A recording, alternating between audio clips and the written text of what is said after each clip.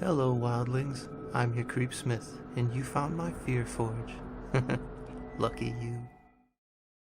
Welcome back, wildlings.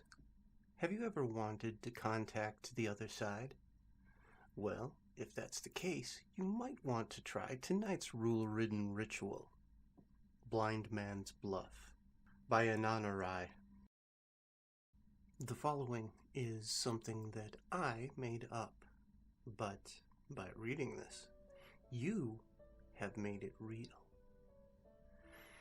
It's best to prepare beforehand, so that way everything can be on time.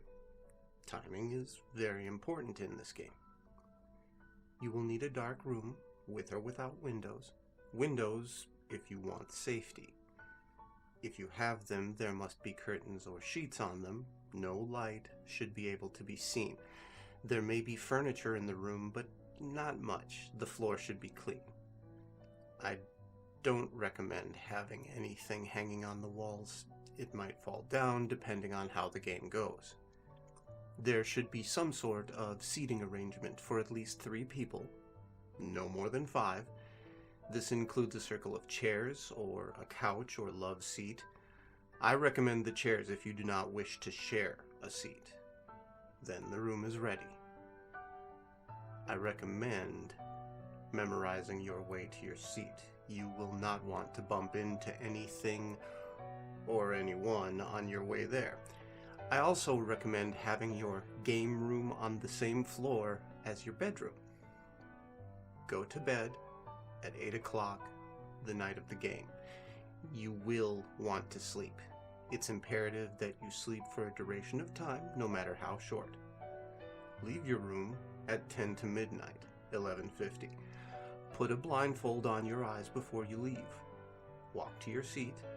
Do not be alarmed. No one will block you. Sit in your chair. When you feel that 10 minutes have passed, you'll know because it will have felt like 20 minutes. Invite them in.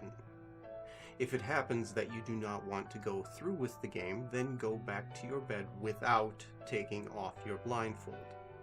If you wait longer than 10 minutes, they will be offended and they will enter anyway. Do not let them enter on their own accord. If you take off your blindfold, it is a signal of fear. They like your fear. You do not want them to like your fear.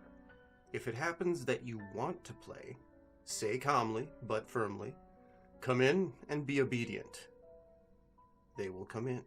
They're your guests. They are yours to entertain, so be polite. Be mindful of your manners and do not remove your blindfold. You do not want to see them. Be very specific with what you want them to do. They will do exactly what you do and do not tell them to. Before anything else, you tell them your rules. You're the host. They will not disobey you. Be specific. Tell them how you expect them to act. Tell them that they are or are not allowed to touch you. Tell them that they can or cannot touch anything in the room. Tell them where they can go. They're like children. You must instruct them with precision. Then you may tell them to sit. They will do so. You will know when they are seated. Now you may ask them questions. They may lie to you, and you will not know when they're lying. You may ask them to knock on the walls. They will do so. You will hear them knocking, as will anyone else in the house. Any other persons may wake up from the knocking. If he or she does, pray that whatever pain comes to you will be swift. You may ask them of your future. They won't know. They won't tell you. You may do anything, but you must not cross their lines. You will know when you're crossing their lines. If you wish to ask them something and you feel even the slightest hint of something wrong, do not ask it and do not mention it. The moment that you cross their lines, you are dead. Throughout the time of the game, remember to never take off your blindfold. They will ask you to. They will beg you to. They will try to force you with the sweetest tongues and the harshest tones. No matter what, do not take off your blindfold. And above all, do not be harsh with them. You're their host. They're your guests. You must never be unkindly to them. They will see it as a threat, and they will take care of you as they see fit. When you're done with them, tell them to leave and not to return unless you invite them to do so. Tell them that you enjoyed your time with them. They love your flattery, and you will know when they're gone. Do not take off your blindfold.